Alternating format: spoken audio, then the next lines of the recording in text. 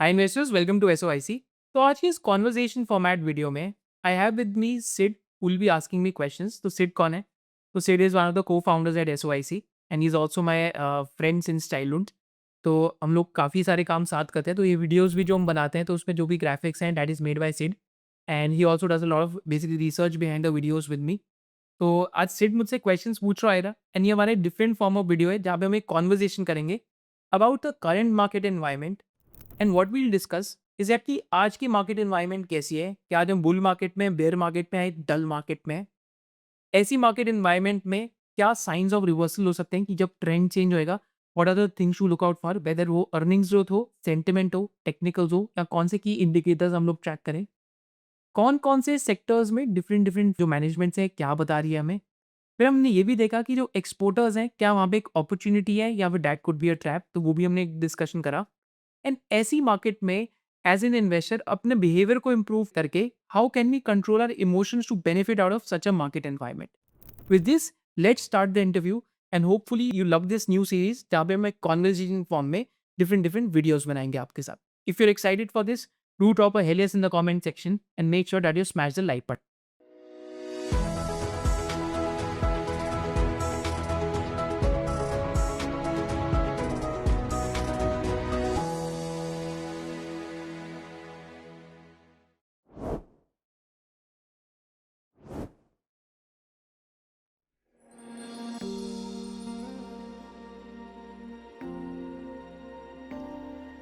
What do you think कि हम अभी मार्केट के ट्रेंड को असेस कैसे करें? क्योंकि पिछले 1 साल से मार्केट ट्रेंड ऐसा है कि बहुत चॉपीनेस आ रखी है मार्केट में और साइडवेज ट्रेंड है एकदम। तो यहाँ से हम किस तरफ हेड करेंगे कि बुल मार्केट देखेंगे या फिर बेयर मार्केट देखेंगे? मतलब किस तरीके से एक इन्वेस्टर को सोचना चाहिए यहाँ से? मार्केट में एक्चुअली आई थिंक एक बुल मार्केट होती है, एक बेयर मार्केट होती है और फाइनली एक डल मार्केट होती है। तो आज हम जिस टाइप की मार्केट में हैं that is our dull market environment. तो डल मार्केट में क्या होता है कि एक चॉपी वाटर्स होते हैं। तो चॉपी वाटर्स क्या होते हैं कि एक तो वाटर्स होते हैं जो बहुत ज़्यादा डिस्टर्बिंग होते हैं जहाँ पे स्टॉर्म आ जाता है। फिर एकदम काम स्मूथ एंड सेलिंग होते हैं। फिर एक चॉपी वाटर्स होते हैं जहाँ पे शिप ज़्यादा आगे भी मूव नहीं करती, शिप ज़्यादा पीछे भी मूव नहीं करती, स्टैग्नेंट रहती है। तो आज हम उस टाइप ऑफ एनवायरनमेंट के अंदर हैं। Right.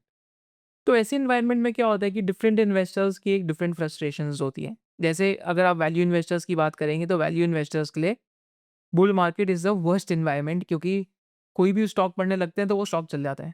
For momentum investors the worst environment is bear markets and specially choppy markets. And also for people who do a lot of this swing trading and stuff, उनके लिए भी this type of market is not a good market.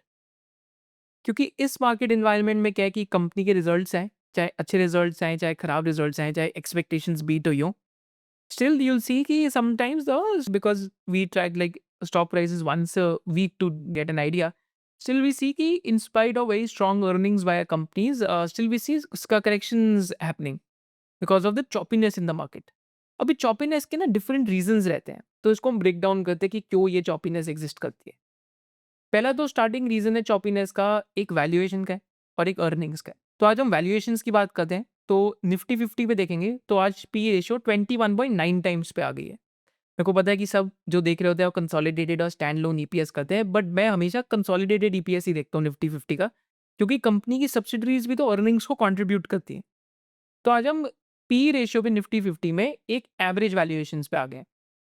फिर second एक impact है earnings का। तो last 11 month से constantly downgrades है अर्निंग्स में, माने कि जो भी एक्सपेक्टेशन थी एनालिस्ट की वो मीट नहीं हो पा रही ब्रॉडर मार्केट्स की। तो इससे कहीं ना कहीं सेंटिमेंट भी सार होता है, क्योंकि अर्निंग्स ही डिसाइड करती है कि लॉन्ग टर्म में मार्केट कहाँ जाएगी। तो अभी हम देखते हैं तो अर्निंग्स में अगर हम डिफरेंट डिफरेंट इंडिसेस की देखते हैं कि अभी तक जो रिजल्ट्स आ रहे हैं तो अर्निंग्स के अंदर क्या चल रहा है। तो ब्रॉडली अगर हम देखेंगे तो 1040 कंपनीज ने रिजल्ट्स अनाउंस करें एज ऑफ दिस फ्राइडे, जिसमें 576 कंपनी की पॉजिटिव ग्रोथ है, नेगेटिव ग्रोथ 466 कंपनीज की है। रेवेन्यू ग्रोथ ओवरऑल मार्केट की 7.2% आई है, नेट प्रॉफिट ग्रोथ 5.8% आई है। लार्ज कैप्स की नेट प्रॉफिट ग्रोथ 8% है, मिड कैप की 2% की नेट प्रॉफिट ग्रोथ है और स्मॉल कैप में प्रॉफिट्स के अंदर डी ग्रोथ आई है। फिर ग्रॉस प्रॉफिट ग्रोथ अगर देखते हैं तो लार्ज कैप्स और मिड कैप्स की बेस्ट आई है इस टाइम पे, स्मॉल कैप में सिर्फ 2% के आसपास ग्रॉस प्रॉफिट ग्रोथ है। तो मोटा मोटा निफ्टी 50 की भी अगर आप बात करेंगे तो अभी तक 10% के आसपास अर्निंग्स ग्रोथ निफ्टी 50 में आई है। तो अर्निंग्स ग्रोथ अभी टू एक्साइटिंग भी नहीं है। अब ये अर्निंग्स ग्रोथ टू एक्साइटिंग क्यों नहीं है, इसके पीछे भी रीजंस है, बिकॉज एट द एंड ये मैक्रो इकोनॉमिक्स से भी लिंक्ड है। तो पहला रीज़न तो ये है कि आई थिंक जो पुराने आरबीआई गवर्नर थे, उन्होंने काफ़ी टाइटनिंग कर दी टू डील विद इन्फ्लेशन, क्योंकि फूड इन्फ्लेशन बहुत तेज़ी से बढ़ रही थी बीच में इंडिया में। एंड जब उन्होंने टाइटनिंग करी तो एकदम इमीडिएट इम्पैक्ट नहीं होता। जब आप इंटरेस्ट रेट बढ़ाते हैं तो मनी सप्लाई चोक कर देते हैं इकॉनमी में। मनी सप्लाई चोक करने से क्या होता है कि जो बोरोवर्स हैं वो लोन नहीं लेते, बोरोवर्स लोन लेने से घबराते हैं, एंड इंटरेस्ट रेट जो बैंक्स हैं जो लोन दे रहे हैं वो भी हायर इंटरेस्ट रेट पे लोन देते हैं। तो उस सिनेरियो में एक इकोनॉमी के अंदर क्रेडिट की साइकिल स्लो हो जाती है, क्रेडिट क्रिएशन प्रोसेस स्लो हो जाता है। एंड क्रेडिट एक बहुत ज़रूरी चीज़ है कोई भी ग्रोइंग इकोनॉमी के लिए, specially like India, because credit creation से क्या होता है कि अगर आपको इंडिया में फास्टर ग्रोथ चाहिए तो आपको क्रेडिट क्रिएशन तो करनी पड़ेगी। तो इंडिया में अभी हम देख रहे थे मई के मंथ में 8.6% क्रेडिट ग्रोथ थी, जो जून के मंथ में 9.3 हुई है। तो starting from February this year RBI ने अपनी बहुत सारी पॉलिसीज रिवर्स करी हैं, जिसमें आरबीआई ने पहली चीज़ क्या करी है कि ओएमओ करें, ओपन मार्केट ऑपरेशन होते हैं। बेसिकली बैंक्स के पास लिक्विडिटी बढ़ाई है, बैंकिंग सिस्टम को सरप्लस में लाए हैं, और उसके बाद 2 इनर रो इंटरेस्ट रेट्स कट भी करें और अपना स्टैंड अकोमोडेटिव कर लिया था फ्रॉम न्यूट्रल, अभी वापस न्यूट्रल कर लिया है, क्योंकि वो असेस कर रहे हैं। एंड इन्फ्लेशन भी बहुत अंडर कंट्रोल आ चुकी है इस टाइम पे। तो ब्रॉडर सेंटिमेंट्स जो अर्निंग्स स्लो डाउन हुई थी because of टाइटिंग in the economy, तो ब्रॉडर मैक्रो में that reversal is here right now. But वो रिवर्सल भी प्ले आउट होने में, जब अभी आरबीआई ने इंटरेस्ट रेट काटे तो ऐसा तो नहीं कि अगले क्वार्टर से ग्रोथ आ जाएगी, it will take 3-4 quarters at least. तो अगर जनवरी फरवरी से स्टैंड चेंज हुआ है, तो आई थिंक जनरली अगर हम पास्ट इकोनॉमिक साइकिल्स देखते हैं तो it takes anywhere between 6 to 12 months for those to reflect into the economy. जो आई थिंक मई मंथ में bottom of the credit growth आया, मई मंथ में 8.3-8.5% क्रेडिट ग्रोथ थी, जो 9.3 जून में हो चुकी है ऑलरेडी। तो यहाँ से credit growth should start looking upwards, specially second half of this financial year में, क्योंकि आई थिंक क्वार्टर टू में तो इस बारी नॉन सीजनल रेंज है तो रेंज भी काफ़ी ज़्यादा जाएंगी। But I think H2 of this financial year से हम लोग देखेंगे कि, क्योंकि हम कमेंट्रीज पढ़ रहे थे of companies like AU small finance bank, Bajaj finance, even Cholamandalam की हम बात करें, तो सारे ये जो बिग लेंडर्स हैं, they give you an overall zoomed out view of the economy कि यार एक मिडिल क्लास वाले लोग कैसा कर रहे हैं, एमएसएमई बिजनेसेस कैसा कर रहे हैं। तो सब H2 से बेटर ग्रोथ की बात कर रहे हैं, सब H1 में कह रहे हैं स्ट्रगल है। अनसिक्योर्ड माइक्रो फाइनेंस वाले भी कह रहे हैं कि अब क्रेडिट कॉस्ट हमारा बॉटम आउट हो चुका है Q1 में। जैसे हम लोग आई थिंक नॉर्दर्न नाग की कॉन कॉल पढ़ रहे थे, वो जीवन स्मॉल फाइनेंस बैंक की कॉन कॉल पढ़ रहे थे, क्रेडिट एक्सेस ग्रामीण के रिजल्ट देख रहे थे। तो क्वार्टर ऑन क्वार्टर स्ट्रेस बढ़ना अब कम हो चुका है, माने स्ट्रेस पीक आउट हो चुके हैं। जैसे वो जीवन में 9 out of 10 stress peak out हो गया। So from here, a recovery should start setting in into a lot of these names. But I think H2 of this year से अब ज़्यादा देखेंगे मोमेंटम आएगा रिकवरी में। राइट। एक फ़ॉलो-अप क्वेश्चन था कि जैसे पीटर लिंच बोलते हैं कि हमें मतलब मैक्रो फैक्टर्स पे मतलब एक certain amount of time spend करना चाहिए कि 10 टू 12 मिनट्स आपने दिया और उसके बाद आपने फ़ोकस करा फंडामेंटल्स पे। तो बस फ़ॉलो-अप क्वेश्चन यही है कि एक इन्वेस्टर को कितना टाइम स्पेंड करना चाहिए मैक्रो फैक्टर्स को अंडरस्टैंड करने में? क्योंकि ये चीज़ तो पीटर लिंच साथ बोलते ही है कि इन्फ्लेशन और इंटरेस्ट रेट्स को देखो और ओवरऑल मैक्रो व्यू पे 10 मिनट स्पेंड करो और फिर उसके बाद कोर बिज़नेस फंडामेंटल्स पे फ़ोकस करो। So what's your take on that? तो वही यही लिंक्ड है मार्केट से, कि बिल्कुल सही बात है कि साल में मतलब आधे घंटे से ज़्यादा स्पेंड नहीं करना चाहिए, कि अगर अर्निंग्स अभी मॉडरेट ग्रोथ है, वैल्यूएशन अभी एक्सपेंसिव से एवरेज की तरफ आ रही है, और सेंटिमेंट अभी खराब हो रखा है because of an number of things, tariffs हो गया या इकोनॉमी में ग्रोथ रेट्स अभी स्लो हो रखी है, तो इस वजह से मार्केट अभी चॉपी इन्वायरमेंट्स में है। पर लिक्विडिटी आज भी डोमेस्टिक इंस्टीट्यूशन इन्वेस्टर्स की बहुत है। तो यहाँ पे आपको क्या करना पड़ेगा एज एन इन्वेस्टर, जो थॉट प्रोसेस लगाना चाहिए कि you have to be like you have to know what you are doing. Because देखिए ये इन्वेस्टिंग में 3 तरीके की एजेस होती हैं। एक तो एज आपकी होती है एनालिटिकल एज, कि आपने कंपनी का एनालिसिस करा और आपका सुपीरियर एनालिसिस है। फॉर एग्जाम्पल अगर कोई ऑटो एंसिलरी कंपनी है जो बेनिफिट करती है बिकॉज महिंद्रा, बजाज और टीवीएस में ग्रोथ आ रही है, तो again that's a superior analytical capability कि आप उसके एंड कस्टमर्स की ग्रोथ देख रहे हैं। सिमिलरली सेकंड है आपकी एज, जिसमें हम कहते हैं कि किसी के पास इंफॉर्मेशनल एज है। इंफॉर्मेशनल एज मतलब कई लोग जैसे मैनेजमेंट से जाके नंबर ले आएंगे या मतलब जो दूसरा काम करते हैं, तो वो एक इंफॉर्मेशनल एज है। हो सकता है रिसर्च भी बेटर हो तो वहाँ से भी आ जाती है, बट स्टिल इंफॉर्मेशनल एज आज की तो एआई की डे एंड एज है, एलएलएम और इन सब पे तो इतना इंफॉर्मेशन एज है नहीं। एंड तीसरा एज है ईक्यू या बिहेवियरल एज, तो आज की market environment requires you to be very sure on the analysis that you have done on the company and also to be very sure on the EQ part of it, because ये market एक technical analysis वाले लोगों के लिए market बिल्कुल भी नहीं है आज। क्योंकि अगर आप डेली ट्रेडिंग वेडिंग करते हैं तो आपकी बात अलग है, बट जो लोग भी टेक्निकल्स को इनकलकेट करते हैं प्रोसेस में, चाहे वो फंडामेंटल वाले भी कर रहे हो, ऐसी मार्केट एनवायरनमेंट में क्या होता है कि आप बहुत बारी एक अच्छे स्टॉक से भी चॉप आउट हो जाएंगे, क्योंकि कोई रीज़न ही नहीं होएगा उसका। जैसे अगर कोई मतलब स्टॉक है, जैसे मतलब इस मार्केट में जैसे मेरे से एक मिस्टेक हुई फॉर एग्जांपल, या I bought a company which is into fertilisers, right? तो एक केमिकल की कंपनी है, तो आज से 1 डेढ़ साल पहले ली थी।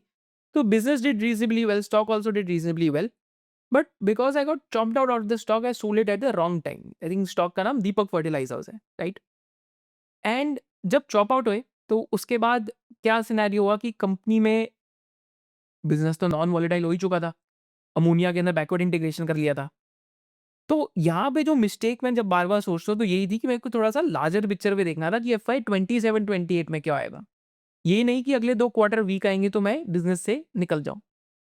तो that is an important lesson for me also. I think जो ऑडियंस देख रही है उनके लिए भी अच्छा लेसन होएगा। आई थिंक कि आपको कैसे सोचना चाहिए, राइट? राइट, या तो आपको माइंड चेंज करना चाहिए। अगर आप कोई बिज़नेस में आप चॉप आउट है और अगर आपको अब वापस समझ आ रहा है तो आप वापस भी जा सकते हैं बिज़नेस में। Right, right? तो दीपक फर्टिलाइज़र में for example this is a recent case study for me, जहाँ पे मैंने माइंड चेंज करा राइट, कि मेरे को अब दिख रहा है कि यहाँ पे आपका बेसिकली बिज़नेस नॉन वोलेटाइल हो गया है, डिलेवरेजिंग हो सकती है, केपेक्स काफ़ी बड़ा किक इन कर रहा है, बट ठीक है, कोई नहीं, अगला क्वार्टर वीक है तो केपेक्स तो 2-3 quarters down the line kick in करने वाला है। तो पीटर लिंच के बाद में सेइंग पे जो आते हैं, जो आपने बताई सिड, कि that is where I think the focus has to be कि आप बॉटम्स अप अगर आप इन्वेस्टिंग कर रहे हैं तो इस मार्केट में आपको ईक्यू पे और एनालिटिकल एज पे बहुत कंट्रोल चाहिए। बिकॉज़ अगर आप सिर्फ स्टॉक टिकर देख के ले रहे हैं, बिना उसका बिज़नेस समझे, तो आप चॉप आउट होने वाले हैं इस मार्केट एनवायरनमेंट में। देयर इज़ नो मतलब अदर सेइंग। एंड ऑल्सो इस मार्केट एनवायरनमेंट में जो मैं बार-बार रिटेल इन्वेस्टर्स से जब मेरी डिस्कशन होती है, या फिर मेरी फैमिली में भी डिस्कशन होती है, पापा से भी बात होती है मेरे, expectation should be very low, understood, because we are coming out of an environment where equity का लास्ट 3, 4, 5 ईयर कैगर 25% प्लस है। राइट। बहुत सारे स्मॉल कैप म्यूचुअल फंड्स का कैगर 30-35% दिखेगा आपको। सो एक्सपेक्टेशंस एडजस्ट करने वाली चीज़ है पूरी।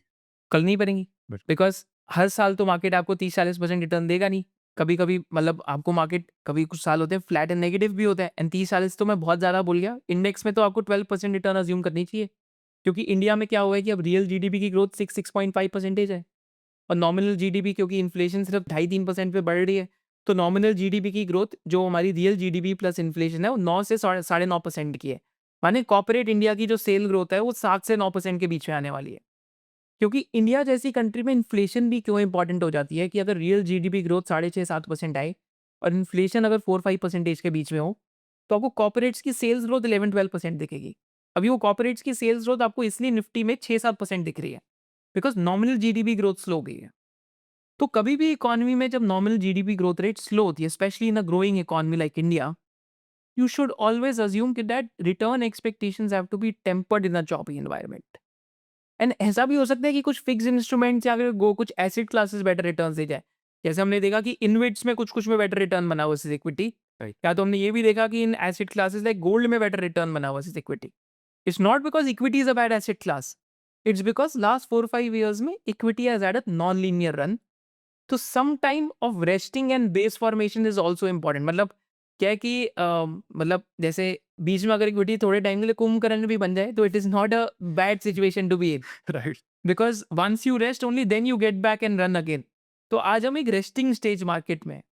तो जो लोग 2021 2022 या फिर 23-24 की मार्केट की जिनकी एडिक्शन थी, आपको एक बारी डी एडिक्ट होके वापस you have to go back to the table, go back do the homework on the companies that you own, because this is the real situation of the market at the moment. अब एक और question ऐसे में दिमाग में आता है कि फॉर एग्ज़ाम्पल पिछली मार्केट साइकिल्स में ऐसा नहीं देखा मैंने कि इतनी मार्केट चॉपीनेस के टाइम पे आईपीओज़ आ रहे हैं। तो अभी उस पॉइंट ऑफ व्यू से इन्वेस्टर कैसे खुद को प्रिपेयर करे? क्योंकि कुछ एक होती है आपकी वही लॉन्ग टर्म इन्वेस्टिंग वाली approach, buy and hold forever वाली। तो उसको डिफरेंशिएट कैसे करें खुद को, मतलब ऐसे टाइम पे प्रोएक्टिव रखें या फिर वही अपनी बाय एंड होल्ड फॉरएवर वाली स्ट्रैटेजी पे रहें कि कैसे आगे बढ़ें? इसमें? तो इसमें आई थिंक क्वेश्चन में 2 पार्ट्स हैं, बड़ा अच्छा क्वेश्चन है। एक तो न्यू बिज़नेस मॉडल्स का है एंड एक दूसरा क्वेश्चन है आई थिंक कि क्या बाय एंड होल्ड फॉरएवर करना चाहिए, नहीं करना चाहिए? देखिए, तो पहले लैटर क्वेश्चन लेते हैं। देखिए, buy and hold forever is a wonderful approach only when starting valuations are reasonable and the growth will be good. आप बाय एंड होल्ड फॉरएवर 100-150 की पीई की कंपनी में नहीं कर सकते, बिकॉज़ वहाँ पे अगर ग्रोथ 20-25% से 10-11 भी हुई तो प्रॉब्लम हो सकती है। जैसे हमने देखा कि बहुत सारे मतलब पेंट्स कंपनीज़ में हुई, कंज़म्पशन बिज़नेसेस में हुई या डीमार्ट जैसे बिज़नेसेस में लास्ट 4-5 ईयर्स में हुई। मतलब उस टाइम पे तो सब लग रहा था मोमेंटम है, सब सही है, पर बाद में क्या होता है कि बिज़नेस रियल लाइफ़ में बहुत प्रॉब्लम्स होती है। जैसे नियोजन केमिकल्स का बिज़नेस है, तो 2021-22 में it went to 140 times earnings, right? And काफ़ी स्टोरीज़ बनी कि इलेक्ट्रोलाइट्स में है, बैटरी कैपेक्स में है, बट अब इंडिया में प्लांट तो उनका लग गया, बट इंडिया में इकोसिस्टम ही नहीं आया अभी लिथियम आयन बैटरीज़ का या लिथियम आयन सेल्स का। राइट। तो तब से स्टॉक साइडवेज कंसोलिडेशन में है। तो बोलना बहुत फैंसी है बाय एंड होल्ड फॉरएवर है, but by and hold forever तभी होता है जब मैं तो कहता हूँ हमारे 4 फ्रेमवर्क्स मीट हो, टीवीजीपी के। एंड उसमें भी हम मॉनिटरिंग करते हैं। फॉरएवर हमारा कोई भी एक फ्रेमवर्क नहीं है। If it doesn't work then you sell and move to something else, but you give it ample time, right? तो सेलिंग में भी यहाँ पे फ्रेमवर्क लगता है। तो टीवीजीपी क्या फ्रेमवर्क है कि थीम अच्छी होनी चाहिए, वैल्यूएशन रीजनेबल होनी चाहिए, ग्रोथ के ट्रिगर्स होने चाहिए और प्रमोटर अच्छा होना चाहिए। बिकॉज़ अगर टीवीजीपी फ्रेमवर्क किसी कंपनी में मीट हो रहा है, चाहे वो डिफरेंट सेक्टर्स की बिज़नेस हो, चाहे वो अल्कोहल का सेक्टर हो, चाहे वो आपका ऑटो का सेक्टर हो, चाहे वो आपका बैंक्स का सेक्टर हो, आप ये फ्रेमवर्क कहीं पे भी लगा सकते हैं। And that is where you must be a little more long term in nature because businesses will ride over the quarterly variations. But forever वाला कॉन्सेप्ट मेरे को पर्सनली समझ नहीं आता, बिकॉज़ कभी-कभी क्या होता है कि अगेन अगर आपका पोर्टफोलियो साइज़ छोटा है, तो कभी-कभी क्या होता है कि आपके पास अपॉर्च्युनिटीज़ बहुत होती हैं। तो एक अपॉर्च्युनिटी कॉस्ट ऑफ कैपिटल भी है। कभी-कभी क्या होता है कि again you also need to put a time stop loss on companies. Let's say take an example कि I have a minimum horizon of 6 to 8 quarters in a stock for example, कि मैं 2 इयर्स तो दूँगा ही दूँगा एक company को।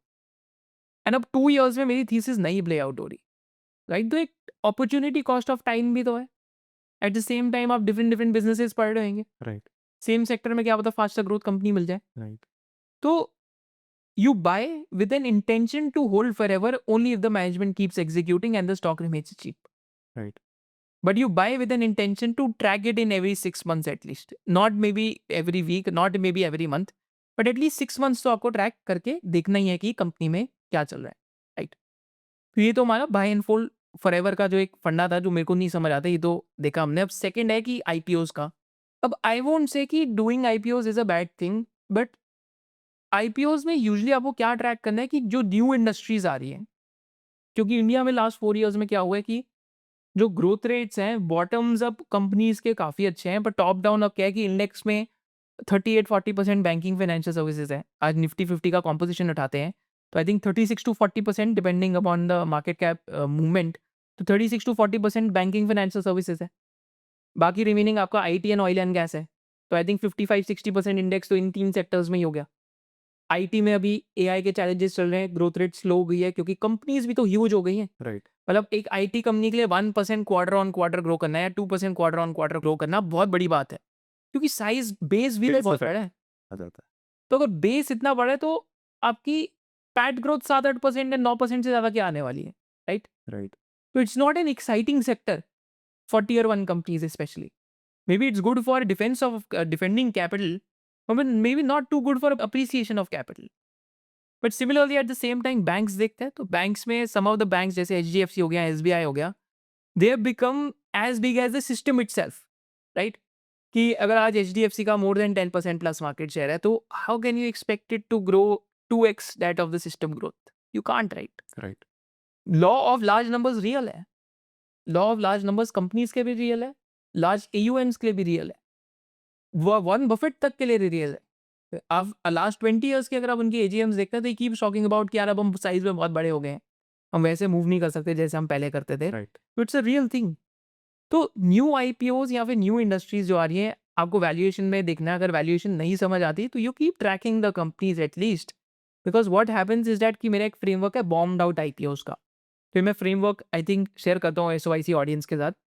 तो जैसे बेक्टर फूड्स का अगर आप आईपीओ देखेंगे तो जनरली क्या होता है, कंज्यूमर कंपनीज या आईपीओज में ये सब तो एक जनरल थिंग है, again not relevant to Bector Foods, but generally क्या होता है कि कंपनीज डू चैनल स्टफिंग ताकि नंबर्स बेटर दिखे।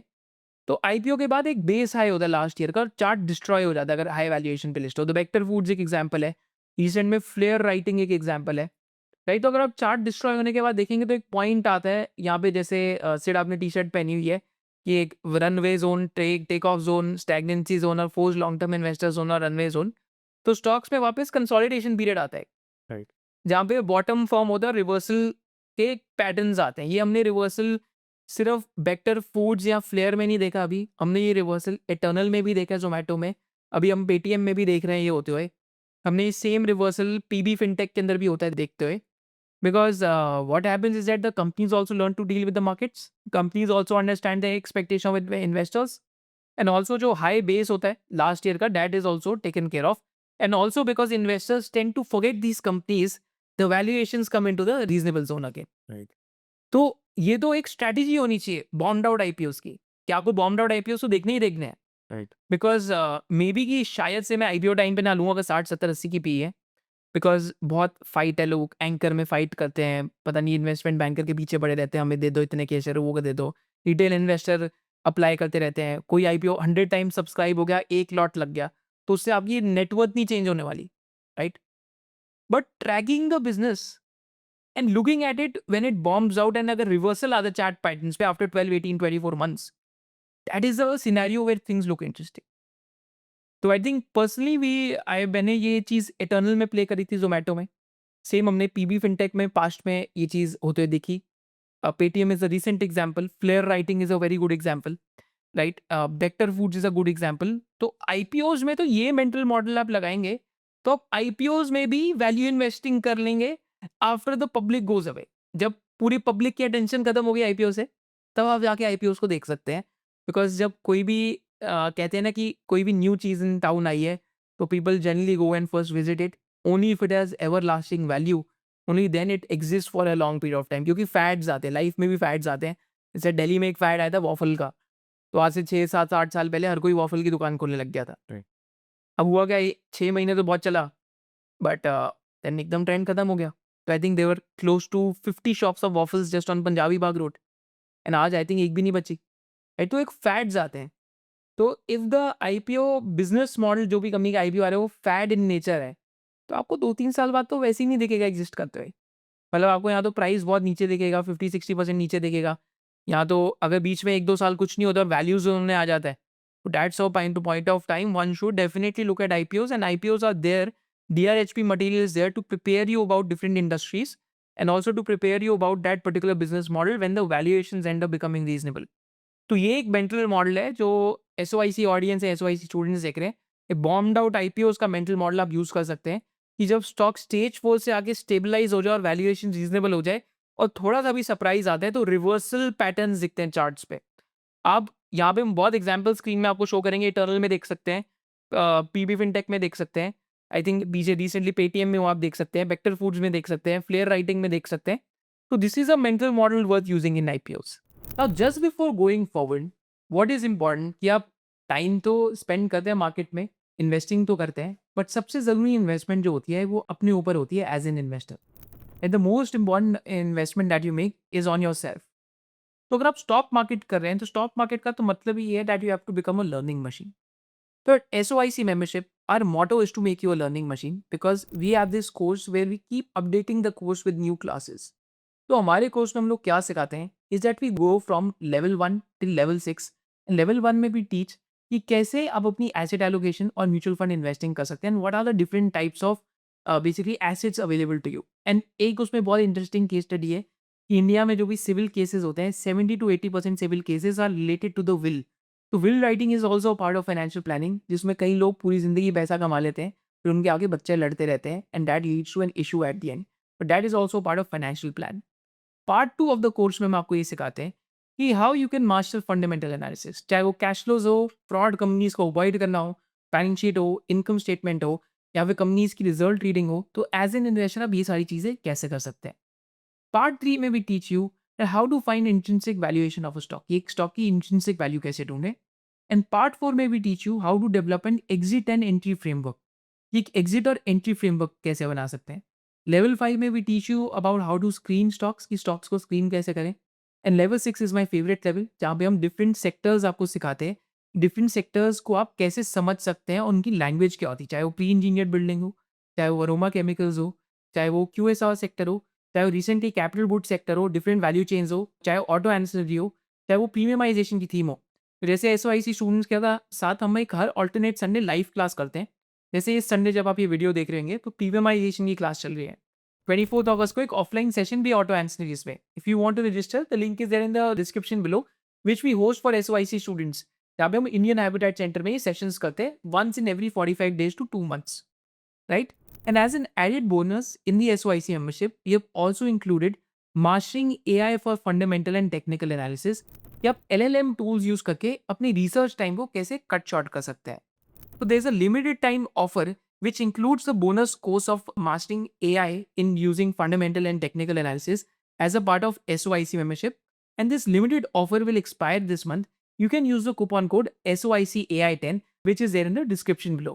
With this, let's go back to the interview. Coming to the next question, आपका इस पे क्या ओपिनियन है कि जैसे अभी टैरिफ्स का जो इम्पैक्ट रहेगा एक्सपोर्टर्स पे, तो ये इन्वेस्टर्स की कन्विक्शन कैसे टेस्ट करेगा? मतलब अपनी ईक्यू को ऐसे टाइम पे कैसे मैनेज करे कोई भी इन्वेस्टर? देखो, एक एक हिंदी की ये सेइंग है कि आपदा में अवसर, कि ये भी एक इन्वेस्टिंग स्टाइल है कि यू आर सीकिंग अनसर्टेनिटी। अब देखिए कितने सारे ऐसे एक्सपोर्टर्स हैं जिनकी आज बैलेंस शीट डेट फ्री है, कैश पड़ा हुआ है बैलेंस शीट पे। मार्केट लीडर्स हैं, return on equity, return on capital employed 20, 30, 40% की है। And the stock prices have fallen 40, 45% and they are at 10, 15, 20 times earnings. अब ब्रॉडर मार्केट में लोग कहते हैं कि मार्केट महंगी है, कुछ 70, 80, 90 की पी पे चल रहा है, तो ऐसी भी पार्ट ऑफ मार्केट है जहाँ पे 10, 15 की पी है, क्योंकि वहाँ पे अनसर्टेनिटी है। अगेन यहाँ पे ये ज़रूरी नहीं कि आप जाके उनको लें, बट एक अनसर्टेनिटी को भी सीक करना एक इन्वेस्टिंग स्ट्रैटेजी। जैसे I think we did this in a commodity exchange, जब उनका सॉफ्टवेयर माइग्रेशन हो रहा था, तो हर कोई उनको, उनके यूज़र्स ही उल्टा-सीधा बोलते थे कि यार इनका तो सॉफ्टवेयर चलता ही नहीं, ट्रेड एक्सचेंज पे ट्रेड ही नहीं हो पा रहा। आज सेम कंपनी का ऑलमोस्ट 800 करोड़ का एनुअल पैट का रन रेट बन रहा है, और जब ये सब चल रहा था तो कंपनी लॉसेस में थी। Similarly when it comes to exporters, I will bifurcate it into two things. One is an exporter which has a strong business model and an exporter who's a market leader. For example, अगर कोई company है जो quartz की manufacturing में है, तो India से एक ही कंपनी है जो क्वाड्स इतने वे में एक्सपोर्ट कर रही है और 32 से 35% का इबिट्टा मार्जिन कमा रही है, राइट? वेराज एक और एक्सपोर्टर है विच इज़ लाइक टेक्सटाइल्स। अब टेक्सटाइल्स में there are so many companies and this cut throat competition with Bangladesh, right? Right. And Bangladesh का जो ड्यूटी अभी तक स्ट्रक्चर आया है वो 20% आया और इंडिया पे 25% आया है। सिमिलरली आई थिंक वियतनाम का भी शायद से इंडिया से अभी चीपर ड्यूटी स्ट्रक्चर है। तो एक्सपोर्टर्स में आपको क्या करना है कि you have to again be bottoms up. Business model पढ़िए कि अगर कोई कंपनी कॉफ़ी प्रोसेसिंग के एक्सपोर्ट में है, जैसे I think CCL products coffee export कर रही है out of Vietnam, right. Right? तो that has 8% of the world market share and वहाँ पे भी कैपेसिटीज रिसेंटली एक्सपैंड हुई है। राइट। अगर कोई कंपनी क्वार्ट्स की एक्सपोर्ट में है तो हो सकता है कि 1-2 क्वार्टर की डी ग्रोथ है, right? But still P multiple 13-14 times पे कंपनी कैपेसिटी डबल कर रही है। इंक्रीमेंटल कैपेसिटी 500 करोड़ की सेल्स दे सकती है कंपनी को। अगर कोई कंपनी आपको एक्सपोर्टर्स में भी ऐसा बिजनेस मॉडल दिख रहा है which is hard to replicate, which is at a valuation which you'll only get because there is a distress in sentiments, so that could be an opportunity. एंड ऐसा नहीं कि आप जाके ऐसी अपॉर्चुनिटी को ग्रैब करने के लिए जाके पूरा कोई पीएफ डाल दें या कुछ करें। द आइडिया शुड बी कि आप इसमें भी रिस्क को अपनी साइजिंग के थ्रू मैनेज करें। साइजिंग माने कि आपने एलोकेशन से प्ले करा। हो सकता है कि यार एक्चुअली में इंडिया में कुछ रशिया का भी उन्होंने टैरिफ लगा के बहुत हाई कर दिया, but I think all these are negotiation tactics. अगर ये सब करना ही होता तो 2 अप्रैल के बाद ही असूलन टैरिफ लग जाना चाहिए था रातों रात। अब पहले डेट आई कि यार ये डेट है, उसके बाद एक्सटेंड हुई, राइट? 90 डे का पॉज आया। अब 90 डे के पॉज के बाद अब क्या 1 अगस्त को करेंगे, और 1 अगस्त के बाद 7 अगस्त तक भी डिले हो गया, राइट? राइट। तो दीज आर नेगोशिएशन टैक्टिक्स। तो किसी आदमी की स्टुपिडिटी पे अगर आप अपना ओपिनियन बिजनेस पे डेली बेसिस पे चेंज कर रहे हैं, तो पहली चीज आपकी उस बिजनेस मॉडल में कन्विक्शन ही नहीं थी। एंड अगर आपकी उस बिजनेस मॉडल में कन्विक्शन नहीं है तो एनीवेज वो पोर्टफोलियो में होना ही नहीं चाहिए। पर अगर कोई फ्रेश आइज से इन बिजनेसेस को देख रहा है, the exporters which have been thrown out with the bath water, जैसे कहते हैं ना babies which have been thrown out with the bath water, there could be actively seeking uncertainty and getting cheaper valuations and waiting for positive developments to happen is also a part of portfolio allocation strategy.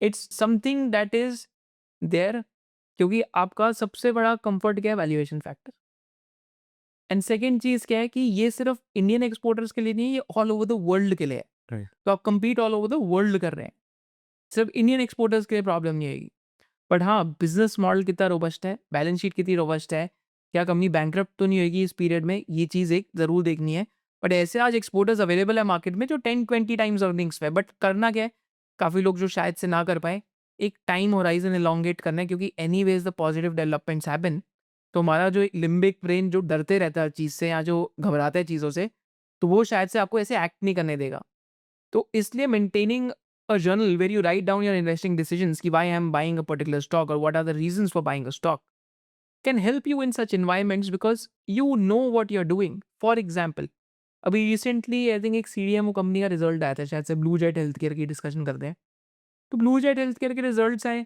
अब पूरी जो momentum वाली जनता थी stock के अंदर तो काफ़ी लोग उसमें से उतरे and stock fail and year on year अगर आप देखेंगे तो ऑलमोस्ट 30-40 करोड़ पैट से ऑलमोस्ट 90-100 करोड़ के आसपास पैट आया है सीडीएमओ बिजनेस को यूजुअली अब ईयर ऑन ईयर कंपेयर करते हैं क्योंकि क्वार्टर फोर इनमें स्ट्रॉन्गेस्ट होता है क्योंकि इनोवेटर क्वार्टर फोर में सबसे ज़्यादा सप्लाई उठाता है तो that is where opportunities get created because you need to have that analysis about that business कि अच्छा मार्जिन अब नॉर्मलाइज हो सकते हैं मतलब this is just an instance ऐसे बहुत सारे इंस्टेंसेज है इस मार्केट में जहाँ पे क्वार्टर ऑन क्वार्टर वाले इन्वेस्टर्स को 2% वीकनेस दिखी बूम स्टॉप खत्म बिजनेस ऐसा है कि बिजनेस ही बंद हो गया बट वहीं पे एक अपसरा में अवसर है कि अगर आप अनसर्टेनिटी को सीख कर सकते हैं आप चार्ट वाले इन्वेस्टर नहीं है कि हर टाइम आप चार्ट देखेंगे गिर गया तो आपने कर लिया तो ऐसे चॉपी इन्वायरमेंट में या तो आप 6 मंथ्स कैश में बैठिए जब तक एक अप ट्रेंड रिज्यूम नहीं होता या तो अगर आप कर रहे हैं इन्वेस्टिंग तो या तो आप बहुत ज़्यादा इंट्राडे ट्रेडिंग कर रहे हो बट हमारा वो स्टाइल नहीं है मतलब मेरे से नहीं होता कि हम लोग हर रोज़ कुछ एक्शन लें तो यहाँ पे एक ऐसा mindset which also seeks uncertainty has to be there because business model understanding seeking uncertainty in a setup of 15 to 20 stocks can be very helpful इस मार्केट में कॉन्सेंट्रेशन कैन हर्ट कि अगर आपने एक स्टॉक में 25-30% डाल दिया पोर्टफोलियो का अब फॉर XYZ रीजंस क्योंकि आपके हाथ में वॉलिटिलिटी नहीं है XYZ reasons India Pakistan issue हो गया US टैरिफ इशू हो गया इसराइल ईरान इशू हो गया तो मैंने देखा कि यूजुअली हम अपनी जो बिजनेस अंडरस्टैंडिंग को ओवर एस्टिमेट करते हैं versus the reaction of a stock price तो अगर कोई 30% है आपके पोर्टफोलियो का stock let's take a example वो 20% गिर जाता है एक हफ्ते में if you are not able to sleep well तो दैट मीन्स कि you shouldn't have done that in the first place and it happens with a lot of people I've seen a lot of youngsters I've spoken to अच्छी investing करते हैं सीख लेते हैं 18 से 22 साल के जो मैंने काफ़ी लोगों में देखा कि 60% स्टॉक एक पोर्टफोलियो में डाला हुआ है अब वो स्टॉक आधा हो गया मतलब हम नो न्यूज़ इन 1 मंथ मतलब SME में था तो SME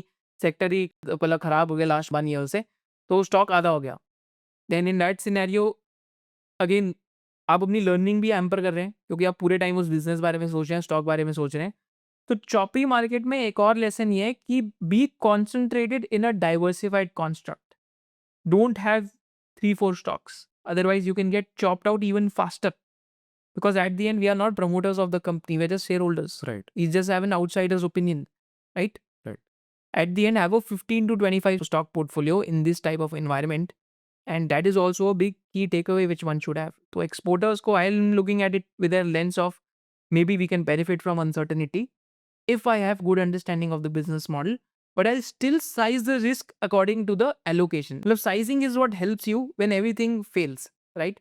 कि अगर आप लॉन्ग टर्म इन्वेस्टिंग कर रहे हैं तो sizing is a wonderful way no one will have a 100 on 100 track record apart from investors on Twitter right no one can be 10 on 10 अगर एक 60% 65% भी हिट रेट है आपका लॉन्ग टर्म में that's more than enough to do well in investing so now coming to the next question what do the technicals depict मतलब market sentiment के बारे में टेक्निकल्स क्या डायरेक्शन दिखा रहे हैं और एग्जैक्टली exactly कैसे असेस कर रहे हैं तो टेक्निकल्स में इस टाइम पे आई थिंक 2-3 थिंग्स हैं तो पहला क्या है कि मार्केट्स में अगर हम देखते हैं कि सेंटिमेंट्स को हम एक्चुअली में नंबर्स में कैसे कैप्चर करें तो पहला तो यहाँ सेंटिमेंट हम देखते हैं कि percentage of stocks above 200 simple moving average first top 2000 stocks देखते हैं that has gone to like 40-42% which has again showing a sign of drawdown तो जैसे 2022 की मार्केट में भी ऐसा हुआ था कि 2021 के बॉटम के मतलब 2021 अक्टूबर में हम पीक आउट करें, 2022 में रिकवरी आई और फिर हम एक वापस मतलब we formed a basically market pattern which had a shape of W in nature.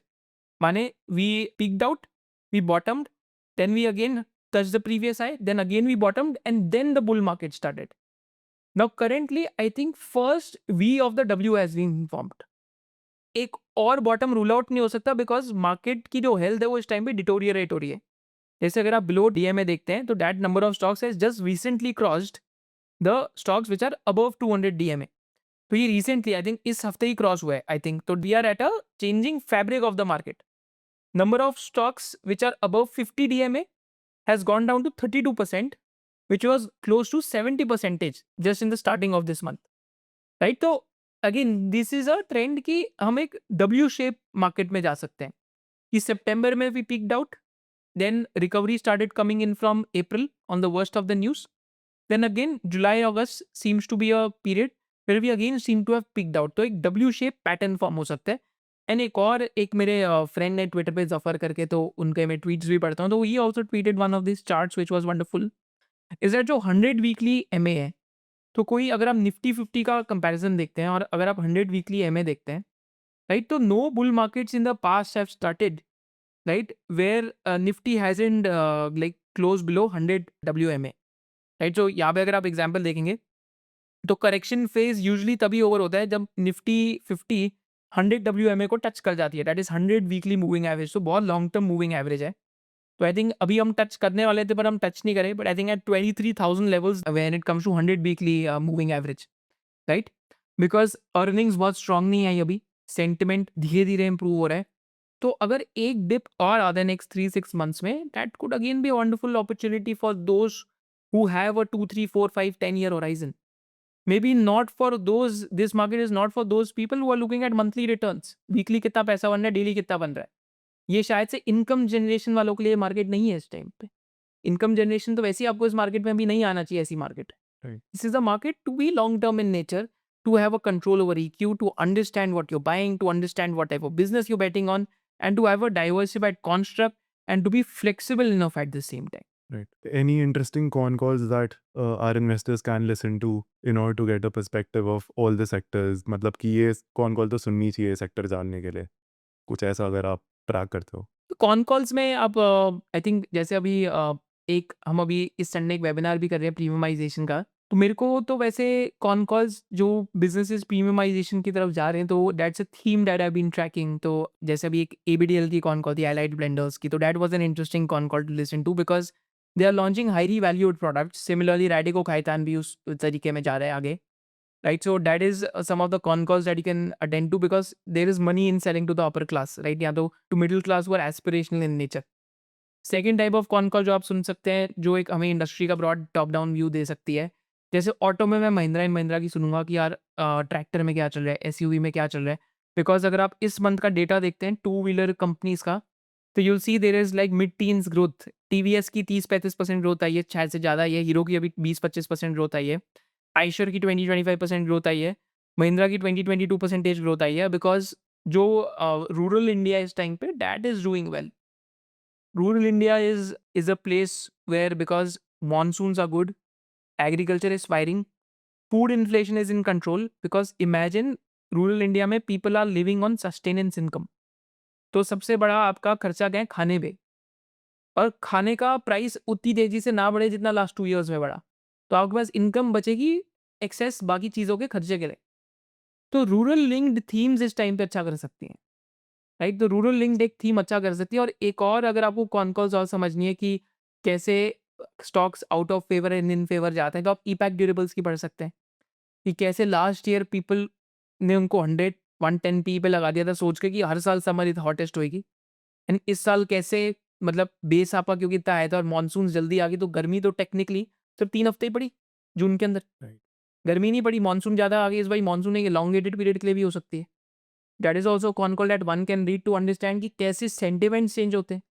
Bajaj finance के एक कॉन कॉल आप पढ़ सकते हैं टू अंडरस्टैंड कि अभी भी MSME वाले सेक्टर में जो स्मॉल बिजनेसेस हैं, जो आई थिंक 1 से 7 करोड़ की जिनकी टर्नओवर रहेगी, वहाँ पे कैसे पेन है, राइट। आप जोमेटो की कॉन कॉल सुन सकते हैं इटर्नल की, टू गेट एन आइडिया कि कैसे they are winning the quick commerce war उनका लेटर पढ़ सकते हैं instead of listening to the con call.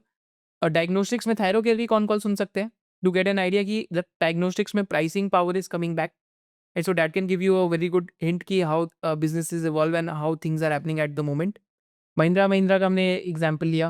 And अगर फार्मा में किसी कंपनी का कॉन्फ्रेंस कॉल सुनना है तो आप जैसे अगर आपको सीडीएमओ बिजनेस का नेचर समझना है तो एक न्यूलैंड और एक लॉरस का कॉन कॉल समझ सकते हैं देखने के लिए कि कैसी लंपी ग्रोथ रहती है सेक्टर के अंदर, राइट। जो केमिकल्स में आपको देखना है कि पेसिमिज्म कितना क्रिएट हो रहा है, तो आप आलती इंडस्ट्रीज की कॉन कॉल देख सकते हैं कि इतने खराब रिजल्ट्स आए हैं, क्यों इतना मतलब प्रॉब्लम है, इन्वेंट्री लॉसेज है, क्यों इतने रिस्क फैक्टर्स एग्जिस्ट करते हैं। These are some of the conference call जो आप इस सीजन के अर्निंग्स में पढ़ सकते हैं। Interesting. So what are the key takeaways from this market cycle? I think the some of the key takeaways are कि this is a choppy environment, be a bit longer term in nature. पैसा एक धंधे में तभी डालिए जब धंधे को समझते हैं स्टॉक प्राइस से, वरना चॉप आउट हो जाएंगे। And also at the end TVGP framework follow कर सकते हैं, theme valuation growth and promoters, right. कभी कभी थीम बहुत ऑब्सीनली ओवर प्राइज हो जाती है क्योंकि इस मार्केट में सेक्टोरल रोटेशन भी है। जैसे पीछे डिफेंस बहुत चला, अब सारे डिफेंस बिजनेसेस में हम क्या देख रहे हैं, करेक्शन सेट इन कर रही है। जैसे अभी जेनटेक का एग्जाम्पल, अभी ऑर्डर्स नहीं आए तो stock has fallen like 30-40% from the peak. So you must understand the nature of that business. If you don't understand the nature of what you're buying today, getting chopped out or basically dying by 1,000 cuts is the nature of this market. But if you understand what you're doing today, then आपके लिए तो आज भी बहुत opportunities है अगर आप market में जाएंगे। Right. And I think final की टेक अवे होएगा कि जिन लोगों का एसेट एलोकेशन इन चेक है और जिन लोगों की लो एक्सपेक्टेशंस है, I think for them all type of environments are good because they understand how they are playing equity as an asset class and what are the real returns to expect from equity. हर साल जो लोग सोचते हैं कि यार हम ही अगले वॉरेन बफेट बनने वाले हैं, 40% का केकर कमाएंगे, 50% का कमाएंगे, it's impractical thought process to have, because long term index return यहाँ से 11-12% से ज़्यादा नहीं सोचनी चाहिए। That will be my key takeaway, keep expectations in check, know what you doing in investing. इसके साथ साथ follow the TVGP framework and be very sure of the 3 edges that are there and work on the behavioural as.